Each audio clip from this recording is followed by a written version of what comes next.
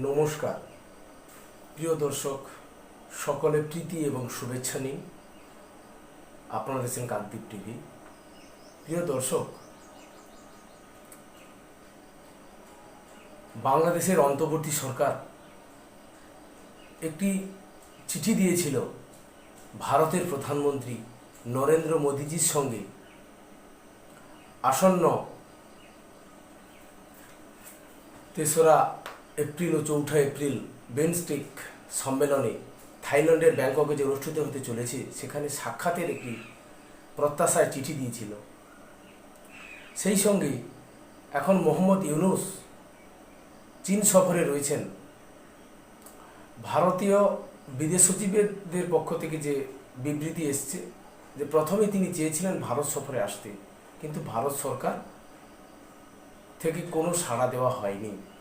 এখন তিনি চীন সফরে রয়েছেন। যেভাবে মোহাম্মদ ইউনূস নরেন্দ্র মোদীজির সাক্ষাৎ প্রার্থনা করেছেন এবং সেখান থেকে ডিনাই পেয়েছেন, মানে এড়িয়ে যাওয়ার উত্তর পেয়েছেন, এখান থেকে স্পষ্ট হলো ভারত কিন্তু কোনোভাবেই মোহাম্মদ ইউনূসের সঙ্গে সমঝোতায় হাঁটতে চায় না বা কোনো বৈঠক করতে এই মুহূর্তে রাজি নয়।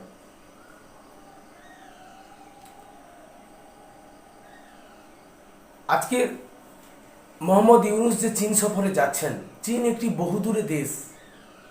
সেই দেশ গিয়ে তিনি বিভিন্ন সন্ধি করছেন, চুক্তি স্বাক্ষরিত করছেন, কিন্তু ভারতবর্ষের সঙ্গে বাংলাদেশের যে সম্পর্ক, এটা কখনোই অস্বীকার করতে পারবে না কেউ। এটা মূলত ভৌগোলিক কারণেই সীমাবদ্ধ রয়েছে। ভারতের সঙ্গে বাংলাদেশের যে নিবিড়তা, যে সাংস্কৃতিক মিল, আদান প্রদান, ব্যবসা বাণিজ্যের যে পরিকাঠামো, লেনদেন, এই জিনিসগুলো কিন্তু ভারতবর্ষ এবং বাংলাদেশের যে পার্শ্ববর্তী যে অবস্থান, ভৌগোলিক অবস্থান, এই অবস্থানকে কেউ অস্বীকার করতে পারবে না। তাই প্রথমেই বাংলাদেশকে ভারতবর্ষের সঙ্গে সম্পর্ক মজবুতির দিকে লক্ষ্য রাখতে হবে। কিন্তু যখন হাসিনার পরবর্তীতে এই অন্তর্বর্তী সরকারের প্রধান হিসাবে মোহাম্মদ ইউনূস ক্ষমতা গ্রহণ করলেন বা শাসনভার গ্রহণ করলেন, তিনি প্রথম থেকেই ভারত সম্পর্কে বিদ্বেষমূলক মন্তব্য দিয়ে শুরু করলেন, তার এই সরকারের যাত্রা শুরু করলেন। সেই সঙ্গে মাঠে নেমে পড়ল এই সরকারের যে উপদেষ্টারা, তারা কিন্তু ভারতবর্ষকে বিভিন্নভাবে গালমন্দ এবং কটু মন্তব্য করতে লাগলো ভারত সম্পর্কে, বা ভারত বিরোধিতার যে সুর, সেটাকে চড়া জায়গায় নিয়ে গেল। সেখান থেকে ভারতবর্ষ কিন্তু পিছিয়ে যাচ্ছে।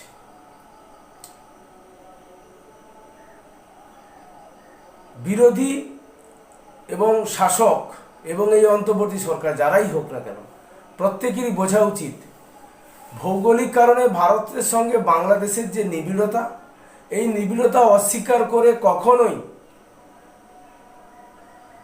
অন্য কোনো দেশের সঙ্গে নিবিড় সম্পর্ক স্থাপন করলে সেটা বোকামি ছাড়া আর অন্য কিছু নয়। এই মোহাম্মদ ইউনূস এক প্রকার বোকামি করেই চলছেন। চীনকে সকল দেশ চিনতে পারছে এখন বর্তমানে, যে চীন তার নিজের স্বার্থ ছাড়া এক কদম পাও ফেলে না। তারা ঋণের জালে ফাঁসিয়ে ছোট ছোট দেশগুলোকে সর্বশান্ত করে দিচ্ছে, তারপর তাদের কাছ থেকে ঋণ সহ তাদের বিভিন্ন যে অর্থনৈতিক করিডোরগুলো তারা দখলে নিচ্ছে, লিজে নিয়ে নিচ্ছে। তা সেই রকম একটি ধূর্ত চীনের সঙ্গে বিভিন্ন চুক্তির কারণে বা বাণিজ্য চুক্তির কারণে মোহাম্মদ ইউনূস চীন সফরে গিয়েছেন।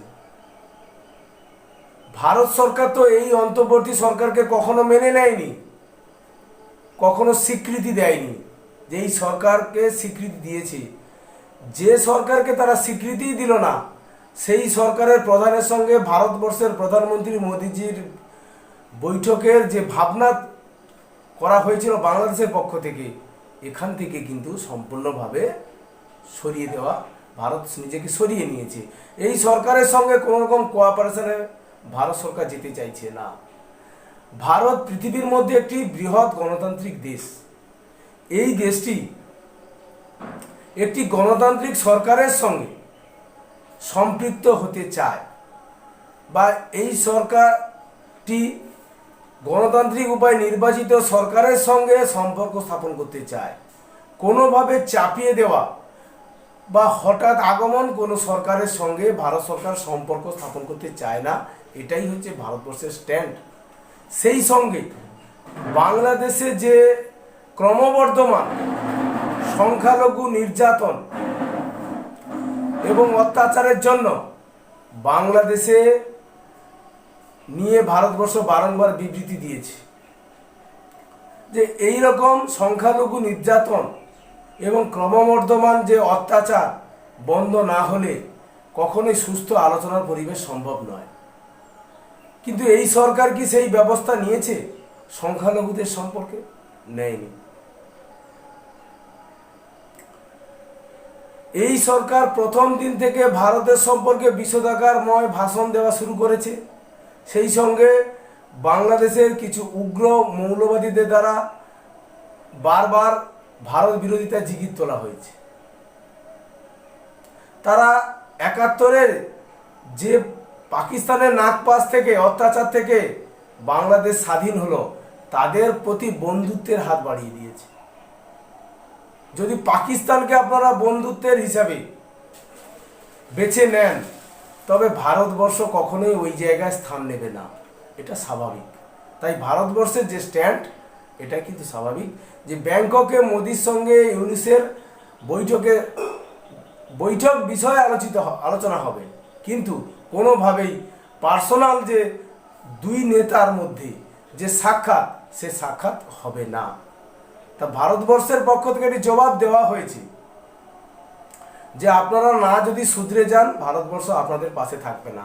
আর ভারতবর্ষ পাশে না থাকলে বাংলাদেশের অবস্থা ক্রম অবনতি ঘটবে, এটাই দোস্ত। আজকের এইটুকু প্রতিবেদন দর্শক, জয় হিন্দ।